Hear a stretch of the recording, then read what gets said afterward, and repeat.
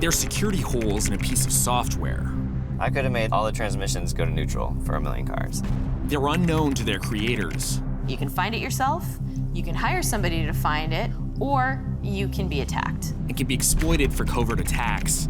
Our ultimate goal is not to attack, but to defend. They're coveted by hackers and spies alike. We are going to bring the full array of U.S. national power to bear to protect U.S. interests and those of our allies. But what do they want them for?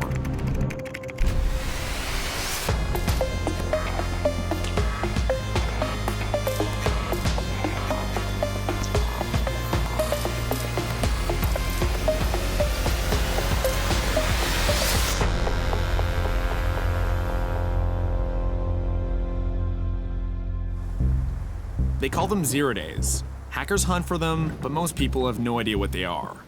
Put simply, a 0 day is a flaw in a specific piece of software. A vulnerability that the software company doesn't even know about. That code could be running on everything from your iPhone to the webcam on your computer, to the network protecting the Pentagon. And if these holes aren't fixed with new code, hackers can design exploits, or figurative torpedoes, to attack the software. Charlie Miller discovered one of the most mind-blowing 0 days in recent history. He's a former NSA hacker and a world-renowned security researcher based in St. Louis. Back in 2015, he and a partner actually found a way to remotely hack into Chrysler models with a specific computer system. And they could do it from thousands of miles away. And it wasn't just turning the music up or jacking the AC, they could seriously mess up a car on the road. I got in touch with Charlie and asked him if he'd hack one of these cars while I was behind the wheel. I'm Ben. Charlie, how's it going? So this is the car? This is it? Yeah, you ready to get hacked? Yeah. So what part of this car exactly did you target that was hackable? So this part right here, it's called the head unit, and that's the part that we actually hacked. The fact it's on the internet meant we could talk to it, and there was a vulnerability that allowed us to actually get code running on it. We could do it remotely, but we told Chrysler about it, and they fixed it, so now you can't do it remotely anymore. How long did it take for them to patch it?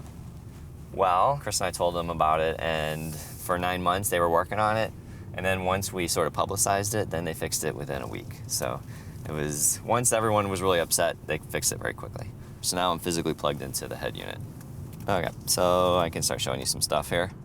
What was the, I guess, more dangerous thing you could do to the car with this particular hack? Probably the most scary thing we can do is when you come to a stop, we can make it to where then the brakes stop working and then you'll start going again. So we're stopped. Yeah.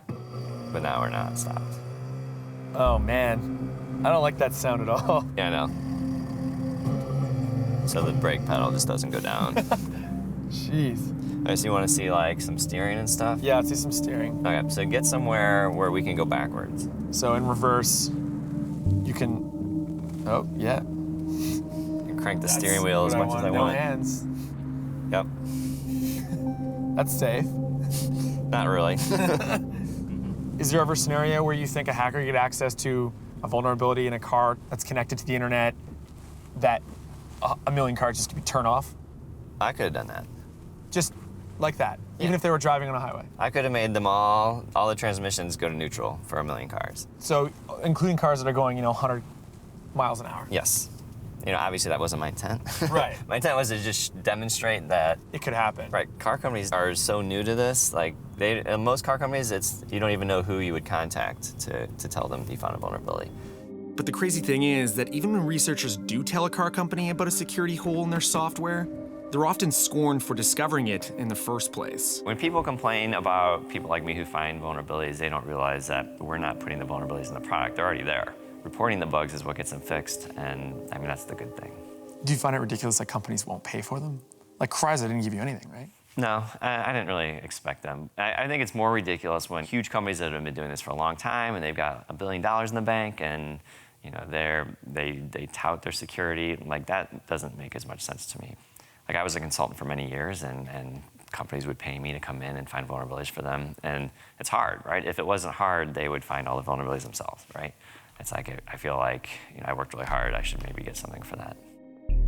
Charlie Miller didn't get a dime for his exploit, but a year later, Chrysler changed its policy. It became the first major car company to introduce a bounty program for hackers who find flaws in its software. And it's not just the Chryslers of the world who are willing to pay for them. 0 days can be worth a lot of money to a software vendor and the security companies who want to patch the holes. At the same time, they can be sold through private brokers for upwards of $500,000 to spy agencies or other covert operators who use them for surveillance or sabotage. My career as a professional penetration tester, with those skills, obviously, I could have been robbing banks and taking the money, as opposed to being hired by the banks to see how they could be robbed, right? Katie Mazouras is a security researcher who created Microsoft's first bug bounty program in 2013. She's based in Seattle, but I met her in Vancouver where she was attending a security conference. People usually like to define them in terms of white market and black market, but black market actually implies that the trading is illegal. And right now, it's not illegal to trade 0 days or exploits. So I usually talk about them in terms of defense market and offense market. And do you think then that bug bounties are the answer? Do you think hackers, when they find this stuff, they should be disclosing to the company? Well, my goal with creating bug bounty programs is really about giving hackers more opportunities to not just turn it over to defense, but also make money at the same time. So they don't have to make a choice. Do I do the right thing or do I make money? They can do the right thing and make money. All software contains vulnerabilities. It's just a fact. There are 3 ways you can learn about it. You can find it yourself, you can hire somebody to find it, or pay a bug bounty if someone finds it, or you can be attacked, period. At the CanSec West conference in Vancouver, hackers are invited to find new ways to break into widely used software, like Safari and Adobe Flash. Here at a competition known as Pwn to Own, the teams face off for nearly $500,000 in prize money. Some teams have been working for months in advance developing and testing their exploits. The flaws they find will be disclosed to the vendors so they can be patched. Whitey, I'm Ben. I met up with a volunteer named Whitey who agreed to show me around. Pwn down. So is one of them going down right now? Right here? Yeah. So it's actually starting up now. I gotta watch this.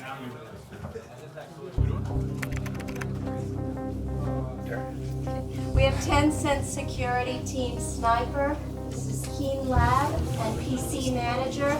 The target is Adobe Flash with system.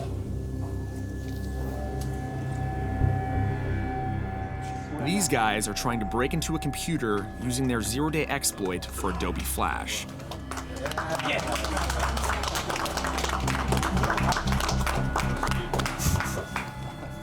That was really weird. It's kind of like architecting a program and then getting that one shot to run it and make it run perfectly. And they just did that. And it might seem anticlimactic. It's definitely not hacking that you'd see in a movie, stuff like that. Oh, no. But this is the real thing. And yet, what they just did could, like you said, end a company. Yeah, and a company could wreak havoc, across the internet. 10-cent security team Sniper was eventually declared the masters of Pwn.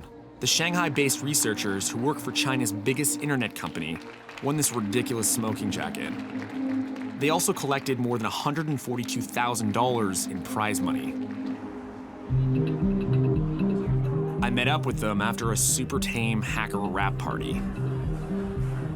So you won Pwn down? How's that feel? Pretty good. Yeah, relaxed now. You're relaxed now? Yeah. Were you not relaxed before this? Before, the day before, not very nervous. Could you have sold those 0 days to somebody else and gotten more money? And if so, why didn't you? Yes, actually during the CanSec West conference, so some of the private companies come to us. So somebody actually approached you guys during CanSec West to pay for some of the exploits you had. Yeah. Who were they? No comments.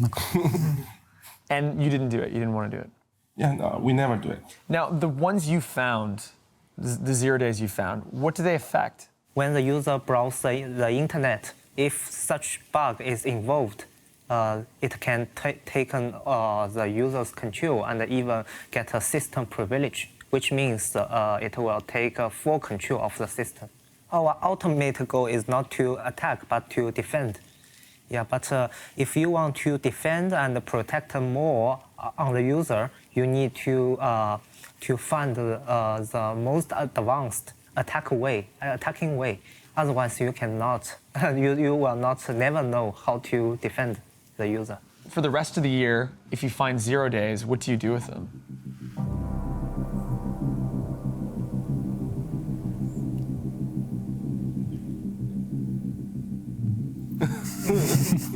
We use official channel opened by the vendors. And you report it? Yeah, report it. I'm in Vancouver for a computer security conference. But what I'm really after is more intel on shady zero-day markets. People here tell me I should speak with Emerson Tan. He's worked for a major government contractor, but he's also been a part of the hacking community for years. Tan is a self-described recovering Dark Lord, at least according to his LinkedIn profile. I want him to show me what the marketplace for these exploits really looks like. So can you buy exploits in the black market? Online, dark web? Well, it depends what you mean. But so exploits, as you know, come in a couple of different flavors. There are the ones that have already been patched, and then there are the O-days. You wouldn't bother, if you're a criminal, you wouldn't bother buying O-days. They're just far too expensive. They're very, very expensive. It costs a huge amount of money to test them, to make them reliable. If you're a criminal, you just want the thing that works, and for the lowest cost, for the maximum return. Well, let's see it. What's it look like? Let's have a look at a real forum. It's the world's worst web design. It's really cheap and cheesy, and they don't care. So you can go on there, you buy an exploit, and usually that's an exploit that hasn't been patched. No, it has been patched. Or it has been patched. It has been patched. What you have to remember is that huge numbers of people around the world do not patch their systems, do not patch their software, especially given that a huge amount of the software out there is not legally bought.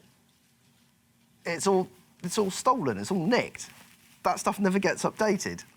So in that way, you still have a huge attack surface. Yeah, thousands, millions and millions and millions and millions and millions of people. I mean, like, this is brilliant. This is an Android phone. It's my Android phone. People put all their personal details and stuff on there, and they, you know, everything you need to go and steal their identity. It's brilliant. But in terms of 0 days, there is no site where you can buy a 0 day. I mean, I'm sure they exist, but to be perfectly honest with you, if you were a researcher and you really wanted top dollar, you wouldn't bother with these open marketplaces. You'd go and talk to a broker. I mean, like, the thing is that this community is tiny. They all know each other. The brokers know the spies, the criminals, and the researchers. And the researchers. And then depending on where you are in the world, you know, that's the community that you sell to. It would be very, very odd, for example, for, you know, like a Russian researcher to, you know, like to try and sell to a broker who is, I don't know, working for the Americans. And, you know, in somewhere like China or Russia, you know, selling to the opposition will get you a visit from some men in very ill-fitting leather jackets, maybe with a hose or a baseball bat. Right. Have you ever dealt with an intelligence agency? We'll shuffle that question off to the side. I can neither confirm or deny, which is Beltway speak for some answer other than no. So here's the weird thing, though, is that almost everybody has done it. Yeah. At some point. If you ever meet anyone who says they're whiter than white, they're lying. One of the reasons that researchers are so easily tempted to sell 0 days to spy agencies is that governments are willing to pay a high price just so they can hack specific targets. Finding a 0 day can also earn you a big payoff from software companies who buy them in order to patch the holes in their products. Apple recently announced it would pay bug bounties that range from $25,000 to $200,000, depending on the vulnerability. Some bug hunters do that work as a side gig, but a select few can actually earn a living finding 0 days. Mark Litchfield is a professional bug hunter who says he's earned hundreds of thousands of dollars in bug bounties over the past few years. I headed to the gated community outside of Las Vegas where he lives and works. Oh my. Wow. It's got that baller gated community life. Hello. How you doing? Hold on a minute. No problem. They say no, the association said no, no camera, can't go back there yet unless he get it clear with them, and I don't think so. She just showed up in a golf cart. What do they think we're doing? Do you remember when the White House and the FBI was easier to shoot in? We didn't manage to penetrate the perimeter of Mark Litchfield's gated community, so we met Mark and his wife, Carly Lynn, at a nearby restaurant. Hey, Mark. Hey, mate. How you doing? Nice to meet you. Sorry about all that trouble. Hey, no problem. How was the trip? I'm Penn. It was good. Nice to meet you. Yeah, it was good. I didn't realize it'd be that secure. It's a gated community, I guess. Yeah, it was, they brought the whole, like, golf cart brigade onto us. Yeah, they actually come up to the house. I half expected them to be armed, but I don't think they were. So is it tough to make a living off of finding 0 days? You seem to have a pretty good lifestyle here. Yeah, I do okay. What's the most you've ever gotten paid for 1 0 day? On the bug bounty programs is $15,000. Just for one? Just for one, yeah. Okay, so let's say you're doing your thing in your house, and you find a 0 day in a particularly large user base software. Okay. What do you do with it? Do you report it? Interesting question. The first reaction would be yes, report it, absolutely. But the second part of this is, with everything that's going on right now, my personal view on this is some states could make better use of this bug than just giving it to the vendor. So what do you mean by what's going on nowadays? ISIS, North Korea. I mean, so much crap going on. If an opportunity came my way whereby I could give a 0 day vulnerability to an agency, whoever, someone that could use this, then I would absolutely give it to them and not report it. Have you ever done that before? Have you ever sold a 0 day to a government? No. If you did sell to a government a 0 day, would you tell me? No. A good poker face for a guy who lives in Las Vegas? I don't play poker. Unpatched flaws in software can be used to hack into almost anything that runs on code, from a smartphone to a car. Those flaws, known as 0 days, are bought and sold to companies and governments. The US sometimes uses 0 day exploits for attack purposes, but there are also official guidelines about when they're supposed to be disclosed to the software vendor. The rules are an attempt to balance the public's interest in protecting internet safety and the government's interest in acquiring intelligence. So you can certainly imagine that if we discovered that and learned about a vulnerability in, say, a piece of software that was either widely used within the US government, our allies, or within our critical infrastructure, that it might be in our interest to actually purchase it so we could make sure that there was a patch for it. I went to Washington to meet with Michael Daniel. He's the cybersecurity coordinator in the Obama administration. And when does, say, the NSA sit on a vulnerability? If you sort of look at those criteria for disclosure and imagine the inverse, right? That you've got a situation where we have a vulnerability that's in a very limited set of software or hardware that's not used very broadly, that might be frequently employed by our adversaries, that would provide us a unique access that we can't get any other way. Those are the kinds of things that we would retain. Michael Daniel wouldn't get more specific about the type of 0 days the government holds on to, or the number. What I can say is that, we are going to bring the full array of U.S. national power to bear to, protect U.S. interests and those of our allies. But not everyone is comfortable leaving it up to the US government to judge what to do with a 0 day. Chris Segoyan is a privacy activist who tracks the 0 day market, and he's been sounding the alarm for years. Why are you so critical of companies that are selling 0 days to the US government or any government? I really feel that there should be a public debate around the government's role in the 0 day market. I've been really bothered by the fact that for 5 or 10 years, there's been a conversation in Washington, D.C. about cybersecurity, but this was a missing piece.